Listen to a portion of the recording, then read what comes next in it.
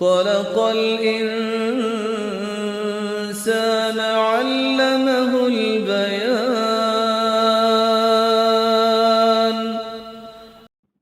نحمده ونصلي على رسوله الكريم، أما بعد، فأعوذ بالله من الشيطان الرجيم.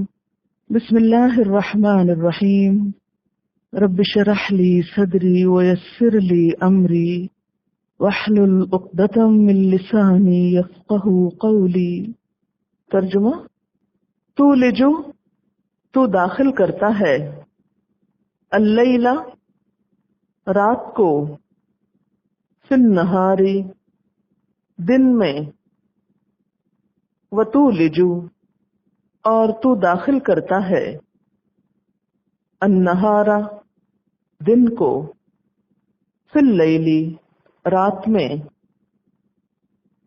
وتخرج، اور تو نکالتا ہے، الحی، زندہ کو، من المیت، مردہ سے، وتخرج، اور تو نکالتا ہے، المیت، مردہ کو، من الحی، زندہ سے،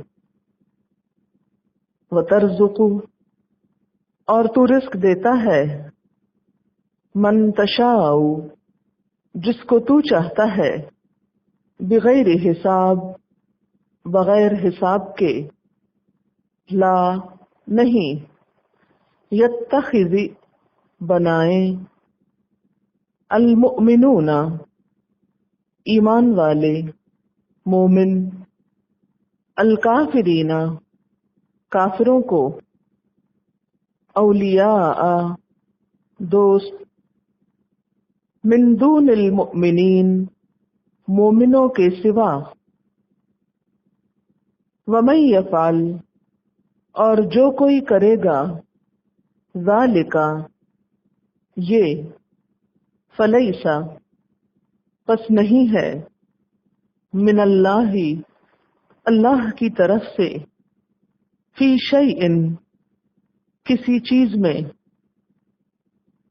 الا، مگر، ان، یہ کہ، تتقو، تم بچو، منہم، ان سے، تقاتن، بچنا، وَيُحَذِّرُكُمُ اللَّهُ، اور ڈراتا ہے تم کو اللہ، نفسہ، اپنی ذات سے، وَإِلَى اللَّهِ، اور طرف اللہ کے، المصیر، لوٹنا ہے۔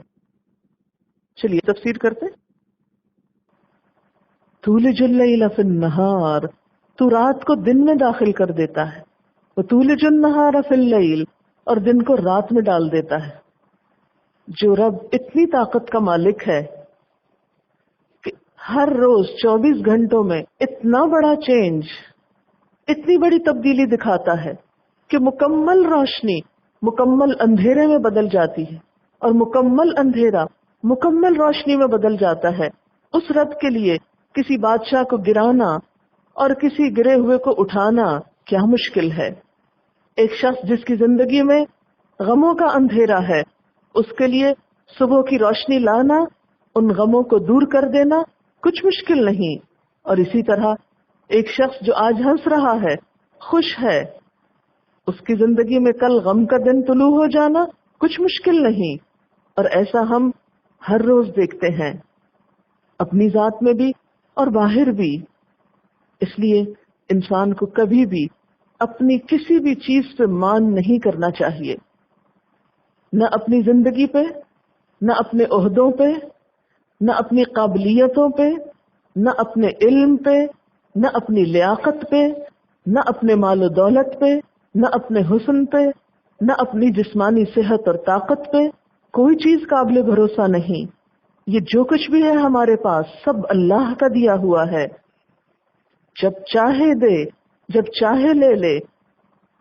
جب وہ دیتا ہے تو اسی کا کمال ہے، جب وہ لیتا ہے تو اسی کی مرضی سے ہوتا ہے۔ ہمیں نہ کسی چیز کے ملنے پہ فخر کرنا ہے اور نہ کسی چیز کے جانے پر ناشکری کرنی ہے، شکوہ کرنا ہے. ہمیں تو شکر ہی شکر بجا لانا ہے ہر حال میں، کیونکہ دینے کی مصلحتیں کیا ہے وہ جانتا ہے، لینے کی مصلحت کیا ہے اس کو معلوم ہے کہ ہماری سمجھ سے بالا ہے. بہت بڑا میسج ہے ان آیات میں. دنیا میں تو دن رات انقلابات آ رہے ہیں، اوپر کی چیزیں نیچے اور نیچے کی اوپر اٹھ رہی ہیں. کوئی عروج ہمیشہ کے لیے نہیں رہا. یعنی یہ قانون فرد کے لیے بھی ہے اور قوموں کے لیے بھی ہے.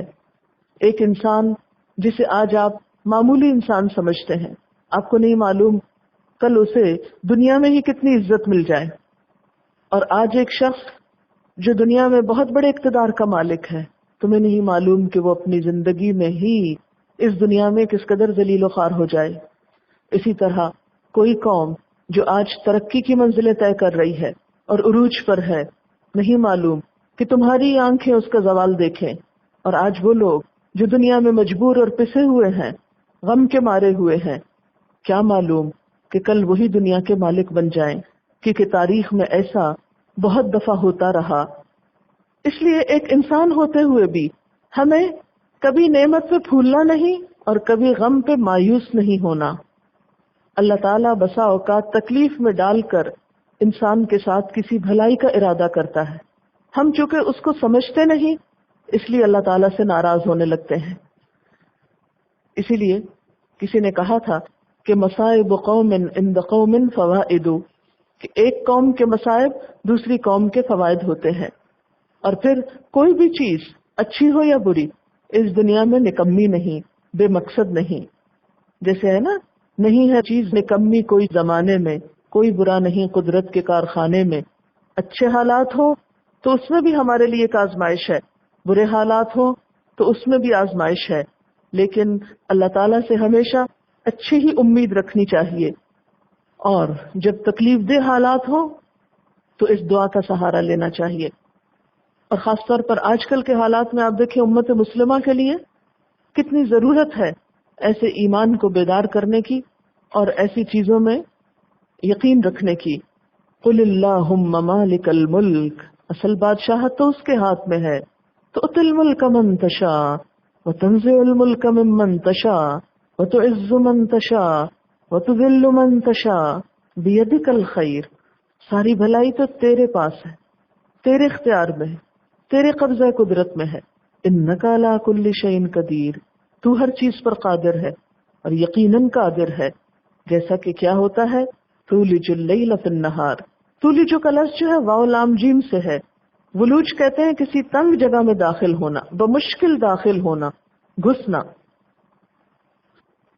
یعنی جب اتنی زیادہ روشنی ہوتی ہے تو رات کا گھسنا دن میں بظاہر مشکل نظر آتا ہے، لیکن وہ آتا ہے تو مکمل طور پہ چھا جاتا ہے. اسی طرح جب مکمل اندھیرا ہوتا ہے تو اس میں دن کی روشنی کا گھسنا ایسے لگتا ہے مشکل ہے کہ کوئی روشنی کی کرن آئے، لیکن آپ دیکھتے ہیں کہ وہ گھس آتی اور پھر چھا جاتی ہے.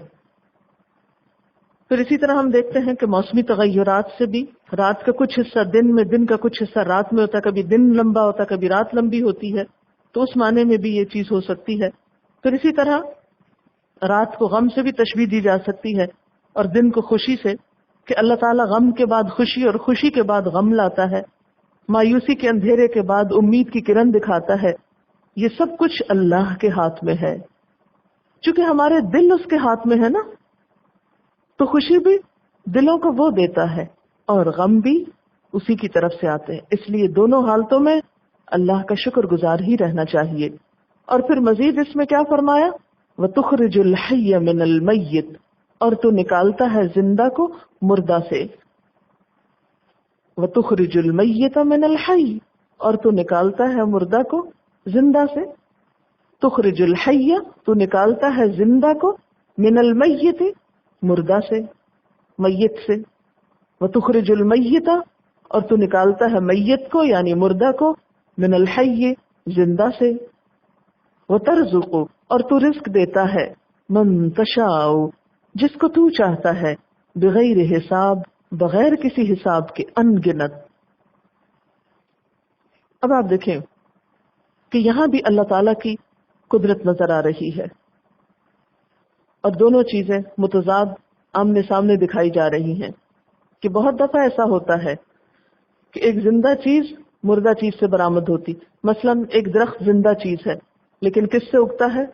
ایک بے جان سی چیز، بیج سے.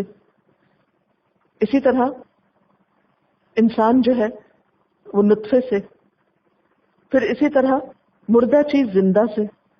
یعنی ایک زندہ سے ایک مردہ بچہ پیدا ہو سکتا ہے. پھر اسی طرح زندگی اور موت کو اسلام اور کفر سے بھی تشبیہ دی جا سکتی ہے. بعض اوقات ایک مسلمان کے گھر میں ایک کافر پیدا ہو سکتا ہے، اور اسی طرح ایک کافر کے گھر میں مسلمان پیدا ہو جاتا ہے. پھر اسی طرح اچھے حالات سے برے حالات وجود میں آ جاتے ہیں. اسی طرح تکلیف دہ حالات سے خوشیاں نکل آتی ہیں. تو یہ بظاہر جو کچھ نظر آتا ہے انسان کو اسے الٹیمیٹ ٹروتھ نہیں سمجھ لینا چاہیے کہ بس یہی ہے اور اس کے بعد کچھ نہیں. دنیا ہر وقت حرکت میں ہے، مسلسل حرکت پذیر ہے، اور انسان نہ خود ٹھہر سکتا ہے، نہ حالات ٹھہر سکتے ہیں، نہ دن رات ٹھہرتے ہیں، اور نہ ہی انسان کے اوپر گزرنے والی کیفیات ٹھہرتی ہیں. اصل میں ہر ایک میں ٹیسٹ ہے. خوشی ملی تو ہم نے کیا کیا، غم آیا تو ہم نے کیسے بہیو کیا. دونوں ہی طرح اصل میں امتحان ہو رہا ہے. جہاں تک اللہ کی قدرت کا تعلق ہے تو اس کی تو کوئی اور مثال ہی نہیں، ویسی تو کسی کے پاس ہے ہی نہیں. اور پھر اسی طرح ہم دیکھتے ہیں کہ مثلا نوح علیہ السلام کے بیٹے کی مثال ہمارے سامنے، دوسری طرف ابراہیم علیہ السلام کی مثال ہے کہ ان کے باپ آزر وہ بت پرست تھے، آزر، اور ان کے گھر میں دنیا کا سب سے بڑا موحد پیدا ہوا. پھر اسی طرح اور بہت سی مثالیں صحابہ کرام کی زندگیوں میں ہم دیکھ سکتے ہیں. پھر اسی طرح آپ نے دیکھو گا کہ بعض اوقات بہت ان پڑھ والدین ہوتے ہیں، بالکل جاہل. جاہل کو بھی مردہ سے تشبیہ دی جاتی ہے نا، اور ان کے گھر میں بہت بڑا عالم پیدا ہو جاتا ہے. اور بعض اوقات بہت بڑے بڑے علماء ہوتے ہیں جن کو زندہ ہونے سے تشبیہ دی جا سکتی ہے، اور ان کے بچے بالکل ہی جاہل رہ جاتے ہیں. تو یہ انقلابات زمانہ، یہ تغیرات زمانہ، اس میں کوئی چیز پرماننٹ نہیں. اس لیے کبھی بھی انسان کو اپنے پاس کسی بھی چیز پہ بھروسہ نہیں کرنا، بھروسہ اللہ کی ذات پہ کرنا ہے. کوئی چیز ہمارے ہاتھوں میں نہیں، کوئی چیز ہمارے کنٹرول میں نہیں، خود اپنا دل ہمارے پاس نہیں. آپ نے وہ حدیث پڑھی تھی نا، رحمان کی 2 انگلیوں کے بیچ میں، جدھر چاہے موڑ دے. لیکن ہماری سوچ کیا ہے؟ یہ فلاں چیز ہوگی نا، اس کی وجہ سے یہ ہو گیا. یہ تو صرف اسباب کے پردے میں چھپا ہوا ہے سب کچھ. وہ ظاہر میں جو اسباب نظر آتے ہیں یہ تو بس ایک بہانہ ہے. اصل چیز تو اللہ کا حکم ہے، وہ نہ ہو تو اسباب بھی نہیں بنتے، اور وہ بن جائے تو پوری دنیا بھی مل کے روکنا چاہے کسی چیز کو تو روک نہیں سکتی. اسی طرح رزق کا معاملہ ہے. بسا اوقات ہم اس کی کئی توجیحات کرتے رہتے ہیں کہ اس وجہ سے غربت ہے، اس وجہ سے رزق بند ہے. نہیں، اصل چیز اللہ کا حکم ہے. بسا اوقات آپ نے دیکھا ہوگا بالکل ان پڑھ الٹریٹ شخص کے پاس اتنا ہوتا ہے جس کو کاؤنٹ تک نہیں کرنا آتا، اس کو سنبھالنا مشکل. بہت ناسمجھ لوگوں کے پاس بھی بہت دولت دیکھی گئی، اور بڑے بڑے پڑھے لکھے لائق ذہین لوگ ترستے دیکھے گئے. تو پھر یہ کیا ہے؟ کیا رزق کی بنیاد کسی علم پر ہے، کسی قابلیت اور لیاقت پر ہے؟ نہیں. اور بعض اوقات کیا ہوتا ہے، لاکھوں ہوتے ہیں کہ ایک رات میں سب ختم ہو جاتے ہیں، اور بعض اوقات کچھ نہیں ہوتا کہ ایک رات میں بہت کچھ مل جاتا ہے. تو یہ سب کچھ دراصل اللہ کے اذن اور امر سے، وہ جانتا ہے کہ کس کے ساتھ کیا معاملہ کرنا ہے. لہذا ہمیں یہ کہانیاں بند کر دینی چاہیے. بسا اوقات ہم کسی کو دیکھتے ہیں کہ وہ رزق کے معاملے میں پریشان ہے، تو ہم سوچتے ہیں ہاں کوئی اس نے غلط کام کیا ہوگا نا جس کی وجہ سے ایسا ہوگا، اور پھر ڈھونڈنے لگتے ہیں، تجسس کرنے لگتے ہیں اس کی زندگی میں کون کون سی خرابیاں ہیں جس کی وجہ سے وہ رزق کی تنگی کا شکار ہے. اور اسی طرح اگر کسی کے پاس زیادہ دیکھتے ہیں تو سوچنے لگتے ہیں کہ ضرور اس میں کوئی خوبی ہوگی. تو بات یہ کہ اللہ تعالیٰ نہ تو کسی کی شکل و صورت دیکھ کے رزق دیتا ہے، اور نہ ہی وہ کسی کی خوبی دیکھ کے رزق دیتا ہے. یہ اس کا اپنا ایک قاعدہ ہے، جہاں جو چاہتا ہے کرتا ہے، کیونکہ قائم بالقسط ہے، انصاف کے ساتھ قائم ہے. وہ اس کائنات میں بیلنس اور اعتدال رکھے ہوئے ہے. تو اس اعتدال کو کس طرح مینٹین کرنا ہے، کہاں کس کو کتنا دینا اور کس سے لے لینا ہے، یہ سب اس کے اپنے فیصلے ہیں، اس میں کسی کو کوئی دخل نہیں. اس لیے انسان کو ہر حال میں اس کی طرف رجوع کرنا چاہیے اور اس سے مانگتے رہنا چاہیے اور اسی کا بندہ بن کر رہنا چاہیے. پھر فرمایا لا يتخذ المؤمنون الکافرین اولیاء، نہ بنایا کرے مومن کافروں کو دوست. مومن کافروں سے دلی دوستی نہ رکھا کرے. من دون المؤمنین، سوائے مومنوں کے. ومن یفعل ذلک، جو کوئی ایسا کرے گا، کیا کرے گا؟ کافروں سے دوستی رکھے گا. فلیس من اللہ فی شیء، تو نہیں ہے وہ اللہ سے کسی چیز میں، یعنی من امر اللہ یا من دین اللہ، یعنی پھر اس کا اللہ کے دین سے، اللہ کے حکم سے، اللہ کی دوستی سے، اللہ کے تعلق سے کوئی واسطہ نہیں. اللہ، ہاں ایک صورت ہے، ان تتقو، کہ تم بچو، منہم، ان سے، تقات بچنا، یعنی ان سے بچنے کے لیے ان کے ساتھ دوستی کر لو. ان سے بچنے سے کیا مراد ہے؟ ان کے شر سے بچنے کے لیے اگر ان سے دوستی یا تعلق قائم کرو تو اس میں حرج نہیں. یہ ایک بہت ہی اہم ایشو ہے جس کے بارے میں ہم سب کو آج کل کے حالات کے پس منظر میں بھی اور عام حالات میں بھی اس کو سمجھنا چاہیے. بات یہ ہے کہ انسانی تعلقات کی کئی قسمیں ہوتی ہیں. یعنی جیسے دنیا میں انسان مختلف ہے نا، تو ایسے ہی ان کے ساتھ تعلقات کی کیٹیگریز ہیں. ایک تعلق ہوتا ہے موالات کا. موالات کا لفظ واو لام یہ سے ہے، ولی، دلی دوست، گہری دوستی، قلبی دوستی، دلی محبت، گہرا تعلق. اچھا، ایک تعلق ہوتا ہے مواسات کا، ہمدردی کا، کہ آپ کسی سے ہمدردی رکھتے ہیں. مواسات، میم واو الف سین الف تے، مواسات، موالات کی طرح ہی مواسات. ٹھیک ہے. انسانوں کے ساتھ تعلق کی قسمیں ہوتی ہیں. ہر شخص کے ساتھ آپ ایک لیول پہ تعلق نہیں رکھتے.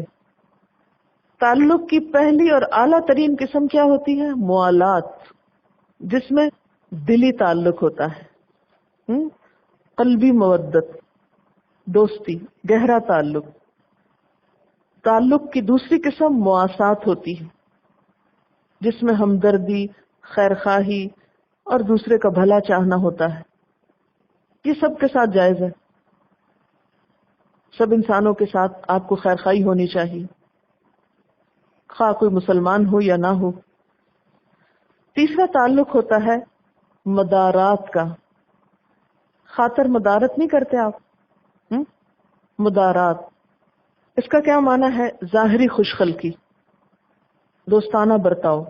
مثلا کوئی بھی شخص، کوئی نون یا ان نون آپ کے پاس آ جاتا ہے، فرسٹ ٹائم آپ سے ملتا ہے، کوئی دلی تعلق تو نہیں آپ کا، ابھی آپ کے لیے اجنبی، آپ اس کو نہیں جانتے، تو آپ اس کے ساتھ کسی قسم کی کوئی فیلنگ نہیں رکھتے.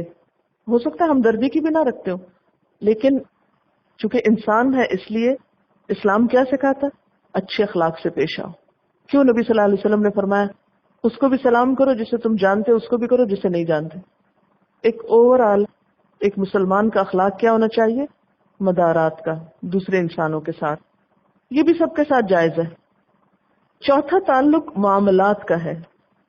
معاملات مثلا تجارت کا معاملہ ہے، یعنی ورکنگ یا بزنس ریلیشن شپ جسے آپ کہہ سکتے ہیں. خرید و فروخت کا معاملہ ہے. مثلا ایک شخص آتا ہے پیسے لے کر دکاندار کے پاس، کچھ خریدتا اور چلا جاتا ہے، ایک معاملہ کرتا اور گیا. اسی طرح آپ راستے میں جا رہے ہیں، کوئی آتا ہے آپ سے رستہ پوچھتا ہے اور چلا جاتا، آپ کو نہیں پتا کہاں سے آیا کہاں گیا، نہ آپ کی کوئی دوستی، نہ خاطر مدارت، نہ کچھ، بس ٹھیک ہے ایک معاملہ ہوا، انٹریکشن ہوا اور گئے. یہ بھی سب کے ساتھ جائز ہے. اب آپ فیصلہ کیجئے کہ پہلا تعلق کیا سب کے ساتھ ہو سکتا ہے؟ ہونا چاہیے؟ نہیں، یہ صرف مومن کے ساتھ ہی ہو سکتا ہے. اس میں نان مسلمز نہیں آ سکتے. یہی چیز یہاں پر بتائی جا رہی ہے. لا يتخذ المؤمنون الکافرین اولیاء، مومن کافروں کو اولیاء نہ بنائیں. اولیاء کس کی جمع ہے؟ ولی کی. ولی کس کو کہتے ہیں؟ دوست، مددگار، سرپرست، ہمدرد، جس سے دلی تعلق ہو. ایک اور جگہ پر اس کو بطانت سے بھی تشبیہ دی گئی ہے. بے پوئے نون بطن، یعنی ہم راز نہ بناؤ، دل کی باتیں ان سے نہ کرو. کیونکہ مومن کے دل کا تعلق صرف ایک مومن کے ساتھ ہی جائز ہے یا ہونا چاہیے. دل کی اندر کی گہری محبت صرف ایک مومن سے ہو سکتی ہے، کافر سے نہیں ہو سکتی. مومنوں کو کہا جا رہا ہے تم دلی تعلق صرف مومنوں سے رکھا کرو، کافروں سے نہیں رکھو. ہاں، ان سے کیا جائز ہے؟ مواسات، مدارات، معاملات. یہ نہیں کہا جا رہا ان سے کٹ آف کر لو اور تعلق کاٹ لو. ایسا کیوں ہے؟ اب یہ جو تعلق ہے نا، فرد کا فرد سے بھی ہے، انڈیویجول لیول پر بھی ہے، اور جماعت کا جماعت سے بھی ہے، ایک قوم کا قوم سے بھی ہے، حکومت کا دوسری حکومت سے بھی ہے. ہر لیول پر اس تعلق کی بات ہو سکتی ہے. انسانی ہمدردی تو کسی سے بھی ہوگی، کافر، مشرک، دشمن، ہر ایک سے ہوگی، لیکن دلی تعلق مومن سے. اور مومن کے ساتھ دلی تعلق ایمان کا حصہ بھی ہے. من احب للہ وابغض للہ وآطا للہ ومنع للہ فقد استکمل الایمان. جس نے اللہ کی خاطر محبت کی، اللہ کی خاطر بغض رکھا، اللہ کی خاطر کسی کو دیا، اللہ کی خاطر کسی سے روک لیا، تو اس نے اپنا ایمان مکمل کر لیا. تو جہاں اللہ کی ذات آ جائے وہاں پھر وہ تعلق کافر سے تو ویسے ہی نہیں ہو سکتا، کیونکہ وہ تو اللہ کو مانتا نہیں یا اللہ تعالیٰ کے احکام کو نہیں مانتا. پھر آپ کی اس سے محبت اللہ کی خاطر تو ہو نہیں سکتی.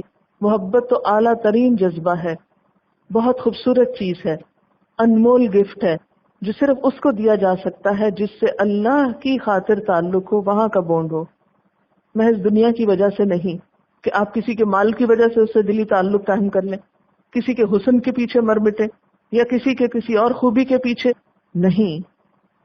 صرف اور صرف اللہ کی ذات بیچ میں. کیوں اللہ کی ذات بیچ میں؟ اس لیے کہ مومن کی زندگی بامقصد زندگی ہوتی، وہ ایک مقصد کے ساتھ جیتا ہے. اور اس کا مقصد کیا؟ میرا اور آپ سب کا مقصد کیا ہے؟ کہ ہم وہ کام کریں جس سے ہمارا رب راضی ہو. لہذا ہمیں ہر چیز میں، حتیٰ کہ اپنے جذبات اور تعلقات اور دوستیوں میں بھی اس چیز کو مد نظر رکھنا ہوگا کہ ہمارے تعلق سے اللہ راضی ہے یا نہیں. تو یہ کرائٹیریا ہمیں دے دیا گیا. اب یہاں پر کہا جا رہا ہے کہ تم ان سے دلی تعلق نہیں رکھ سکتے، جیسے کہ دوسری جگہ پر بھی، سورۃ الممتحنہ میں، سورۃ المجادلہ میں، سورۃ التوبہ میں بھی یہ مضمون بیان ہوا ہے. حتیٰ کہ سورۃ التوبہ میں تو یہاں تک کہا گیا کہ خواہ تمہارے باپ اور تمہارے بھائی ہی کیوں نہ ہوں، اگر وہ ایمان پر کفر کو ترجیح دے تو تم ان سے بھی دلی محبت نہیں رکھ سکتے، حالانکہ خون کے رشتے. اور یہاں پر کیا کہا جا رہا ہے کہ تم گہرا تعلق مت رکھو. وجہ کیا ہے؟ وجہ یہ ہے کہ کافر کبھی مومن کا حقیقی خیر خواہ نہیں ہو سکتا. جب موقع ملے گا کہیں نہ کہیں سے نقصان دے دے گا. اچھا، نقصان ہم کس کو سمجھتے ہیں؟ صرف دنیا کا نقصان نہیں. نقصان دینے کا مطلب کیا ہے کہ کہیں نہ کہیں تمہاری آخرت کو بھی نقصان دے دے گا، تم سے ایسا کام کرا لے گا یا ایسے عمل پہ تمہیں اکسائے گا کہ تمہیں اس کا آخرت میں نقصان ہو جائے. اب کیا فرمایا؟ ہاں، ان سے تعلق رکھنے کی ایک صورت ہے، اور وہ کیا ہے؟ الا ان تتقوا منهم تقات، کہ تم ان کے شر سے بچنا چاہو تو پھر ان کے ساتھ تم دوستی رکھ سکتے ہو. دلی تو نہیں ہوگی لیکن اچھے تعلقات ہوں گے. اس کا کیا مطلب ہے کہ تم ان سے بچنا چاہو؟ کس طرح بچنا چاہو؟ نمبر 1، جہاں جان، مال، عزت، آبرو کے نقصان کا خطرہ ہو، وہاں اس اجازت سے فائدہ اٹھایا جا سکتا ہے. دوسری بات یہ کہ حقیقی خطرہ ہو، محض وہم نہ ہو، کیونکہ بعض اوقات ہمیں وہم گھیر لیتے ہیں نا، ایسے ان نون سی چیزیں ہمیں خوف دلاتی، نہیں یہ ہو جائے گا اس لیے تم دوستی کر لو. نہیں، حقیقی خطرہ ہو. پھر اسی طرح اگر کافروں سے مسلمانوں کو نقصان پہنچتا ہو تو تحفظ اور بچاؤ کا راستہ نکالنا چاہیے. اپنی حفاظت اور بچاؤ کا راستہ نکالنے کے لیے ان سے تعلق بنایا جا سکتا ہے. پھر یہ دیکھا جائے گا کہ کیا یہ کسی انڈیویجول کو نقصان کا خطرہ ہے یا پوری قوم کو. اگر ایک انڈیویجول اپنے کو بچانے کے لیے پوری قوم کو ڈبوئے تو یہ درست نہیں. یہ بھی دیکھا جائے گا کہ نقصان ایک شخص کو پہنچ رہا ہے یا پوری قوم کو پہنچ رہا ہے. اگر پوری قوم کو پہنچ رہا ہے تو بات اور ہے. ایک شخص کے فائدے کی خاطر پوری قوم کو داؤ پہ لگانا درست نہیں. سمجھ میں آ گیا؟ کب دوستی کر سکتے ہیں کفار سے؟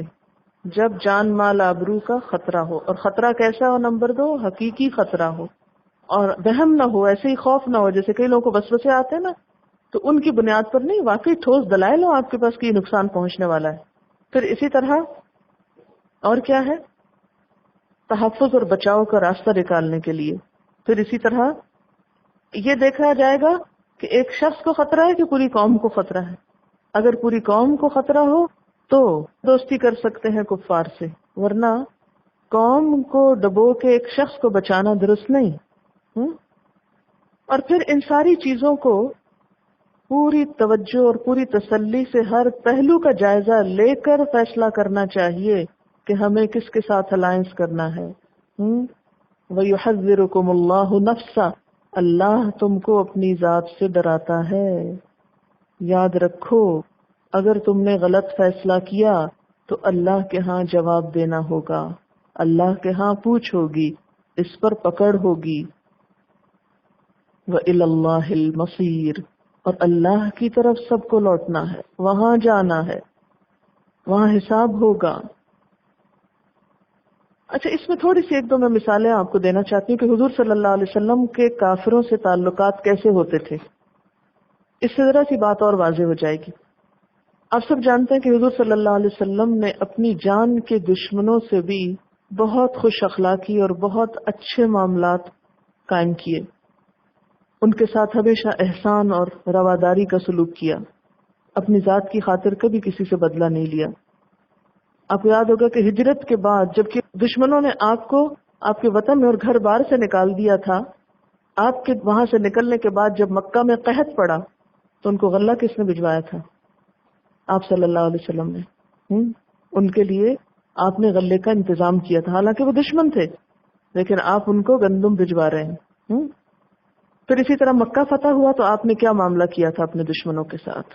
لا تثریب علیکم اليوم، تم پہ آج کوئی پکڑ نہیں، جاؤ میں نے تم کو معاف کیا. یغفر اللہ لکم، اللہ بھی تم کو معاف کرے.